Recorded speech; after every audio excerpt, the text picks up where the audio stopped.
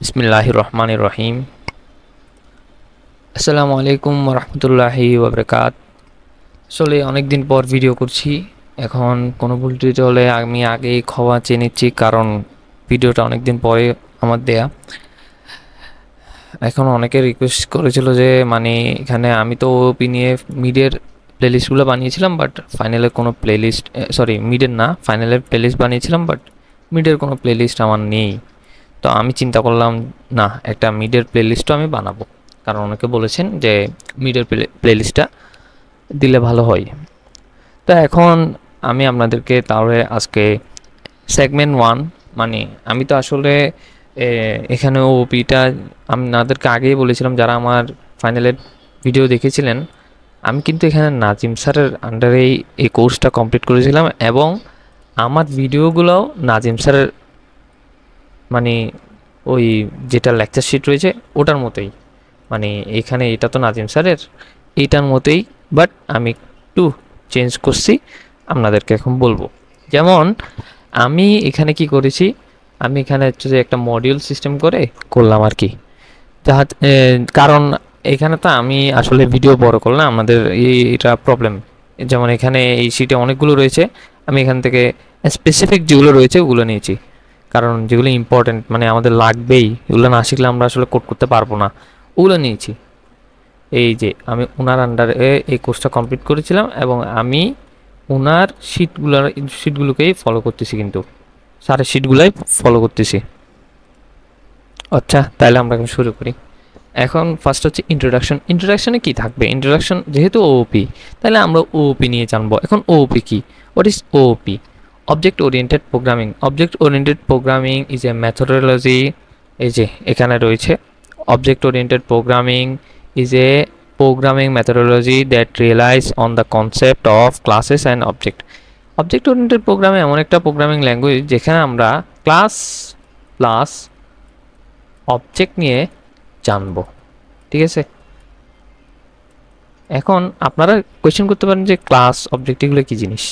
হ্যাঁ, আসতেছি, আমরা ওটা নিয়েও জানবো। যেমন আমাদের এই মডিউলেও কিন্তু আমরা ফার্স্ট হচ্ছে ওপি নিয়ে কথা বললাম। এখন যেহেতু ওপি নিয়ে কথা বলতেছি, তাহলে ওখানে অবশ্যই ক্লাস আর অবজেক্ট নিয়ে তো আমরা কথা বলবো। আপনারা অবশ্যই স্যারের শিটটা পড়বেন, এখানে স্যার একদম বিস্তারিত বলেছেন what is object oriented programming. Okay, then এখন আমাদের যেহেতু ওপি নিয়ে পড়তেছি, ওপিতে তো ক্লাসের অবজেক্ট আছে, তো এখন আমি এই জন্যই এই মডিউলে ক্লাস আর অবজেক্ট নিয়েও একটু ধারণা দিছি, ঠিক আছে? দিলাম আর কি। তাহলে এখন আমাদের ক্লাস নিয়ে বলি। ক্লাস কি? ইট is a user defined data type which hold its own data member and member functions which can be accessed and used by creating an object of that class। এখানের মধ্যে হচ্ছে এটা হচ্ছে যে একটা ইউজার ডিফাইন্ড ডাটা টাইপ। ধরেন user defined data type বলতে তো অনেক কিছু রয়েছে, সেটা আমরা এক্সাম্পলে আমি দেখাবো, ঠিক আছে? এখন ইউজার ডিফাইন্ড ডাটা টাইপ নিয়ে মানে ও ওইটাকে রাখতে পারে, যেমন বাকিটা আমি বলতেছি। হ্যাঁ, তাহলে এটা বললো। তারপর হচ্ছে object. What is object? Object is an instance of class, হচ্ছে ক্লাসের মতোই হচ্ছে অবজেক্ট, ঠিক আছে? এখন আমি আসি উদাহরণে। এতক্ষণ তো বকবক করলাম, মেইন যেটা আমাদের ইম্পর্টেন্ট জিনিস, যে এটার মেইন জিনিসটা যেটা আমাদের জানতে হবে, সেটা হলো এগুলো। Object is an instance of class, এটা তো গেল। এবার হচ্ছে এই দেখেন, এখানে আমি কোড লিখলাম, হ্যাশ ইনক্লুড /std c++.h। এখন আপনারা বলতে পারেন যে C++ কেন দিলেন? যেমন আপনাদের স্যাররা কিংবা আমাদের স্যার আমাদেরকে ফার্স্টে এটা দিয়ে করাই, কোনটা? এটা, হ্যাশ ইনক্লুড IOStream।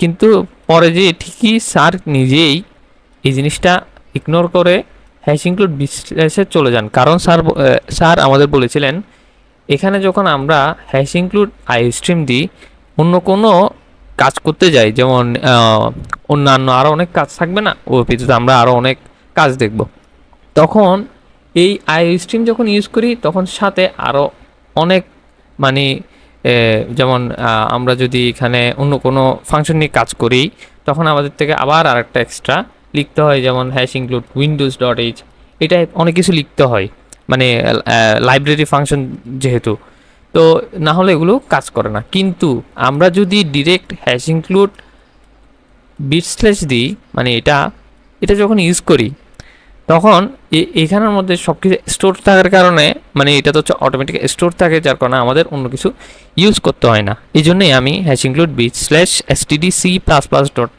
ডট এইচটা আমি মানে সাপোর্ট করি, কারণ এটাতে সুবিধা, কাজ করতে সুবিধা।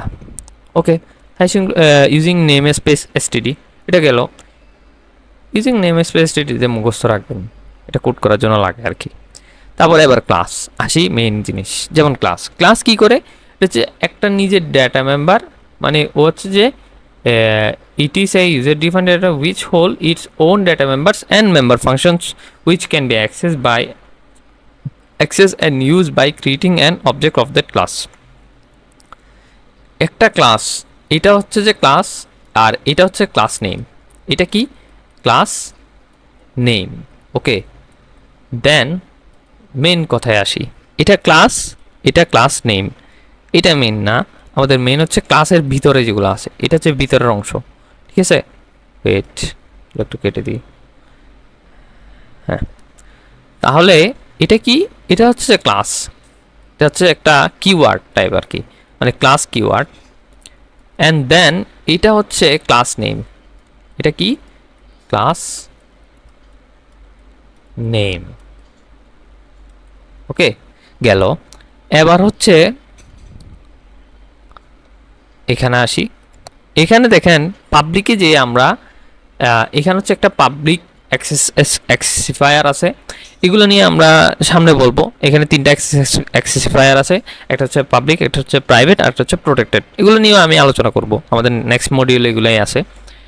এখানে যেমন পাবলিকে আমরা স্ট্রিং, মডেল, হুইল দুইটা রাখলাম। এখন স্ট্রিং মানে তো জানেন, স্ট্রিং মানে যারা সি পড়েছেন আপনারা অবশ্যই জানেন স্ট্রিং মানে কি। এটা হচ্ছে যে একটা ইউজার ডিফাইন্ড ডেটা টাইপ। এখন যখন আমরা স্ট্রিং দিব, স্ট্রিংয়ের মধ্যে আমি দুইটা নাম রাখছি, একটা হচ্ছে মডেল আর একটা হচ্ছে কি হুইল। এই দুইটা জিনিস হচ্ছে আমাদের এই ক্লাসটা ধারণ করতে পারে, মানে এটা ও হোল্ড করতে পারে, ঠিক আছে, মানে নিতে পারে আর কি।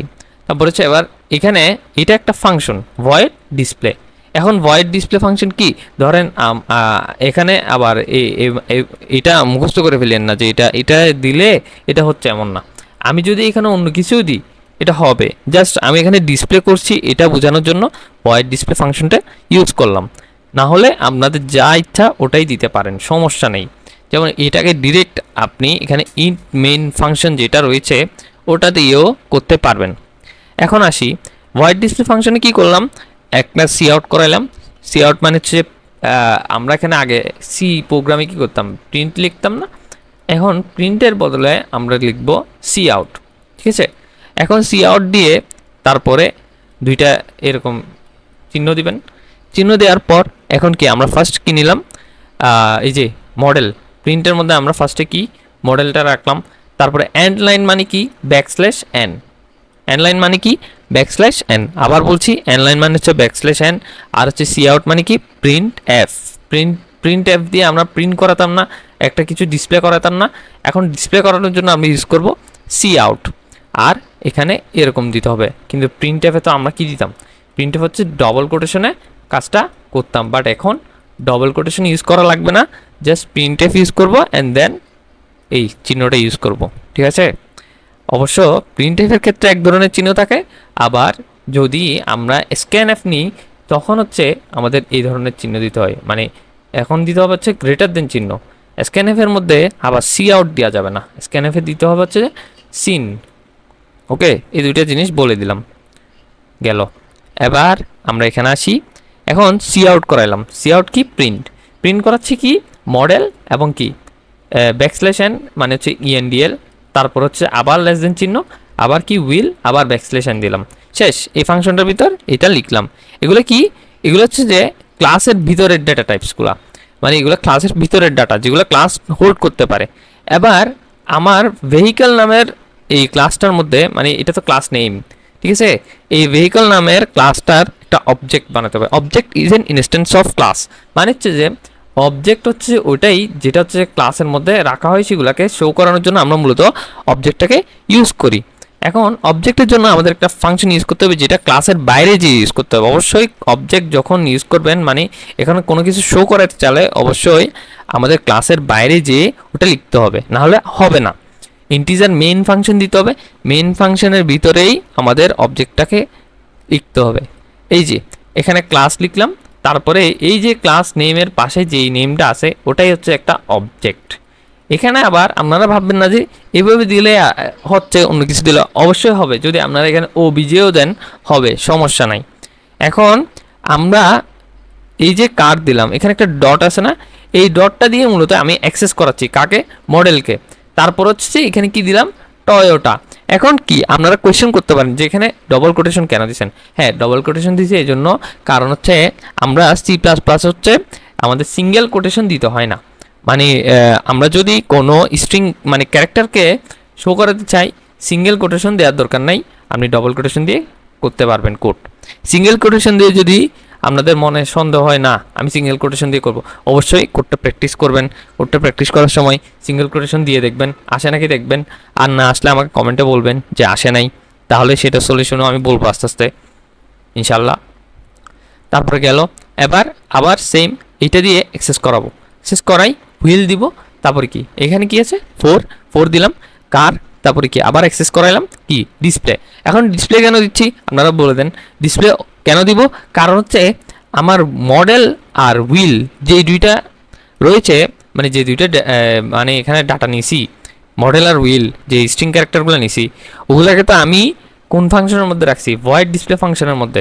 আর এখানের মধ্যে এটাকে প্রিন্ট করাইছি। তাহলে প্রিন্ট যেহেতু ভয়েড ডিসপ্লে ফাংশনের মধ্যে করাচ্ছি, তখন আমাদের থেকে অবশ্যই এখানের মধ্যে এই ফাংশনটাকে ডিক্লেয়ার করতে হবে, মানে অবজেক্টের সাথে এটাকে কি কানেক্ট করতে হবে। এবং কানেক্ট কীভাবে করাবো, এই যে ডটটা ইউজ করব, ইউজ করে ডিসপ্লে ফাংশন দিব। ডিসপ্লে ফাংশনের জন্য অবশ্যই এই চিহ্নটা দিতে হবে, মানে ফার্স্ট ব্র্যাকেট। এটা না দিলে মানে কোনো ফাংশনের ক্ষেত্রে অবশ্যই কি আমরা ফার্স্ট ব্র্যাকেট না দিলে কি হবে না। সো এটার মধ্যেও ফার্স্ট ব্র্যাকেটটা দিতে হবে। অনেকেই এই জিনিসটা ভুল করে, আমিও ভুল করতাম, মানে সব লেখার পর ডিসপ্লেটা দিতাম বাট ফার্স্ট ব্র্যাকেটটা না দিয়ে কোড করে ফেলতাম, তো যার কারণে কোড হতো না। তো স্যার আমাকে বুঝাই দিল, দেন আমি মোটামুটি পারতাম আর কি। এই যে এখানে কিন্তু আউটপুটও দেখাইলাম। কেউ যদি না বুঝেন অবশ্যই কোয়েশ্চেন করবেন। ঠিক আছে, ধন্যবাদ, আসসালামু আলাইকুম।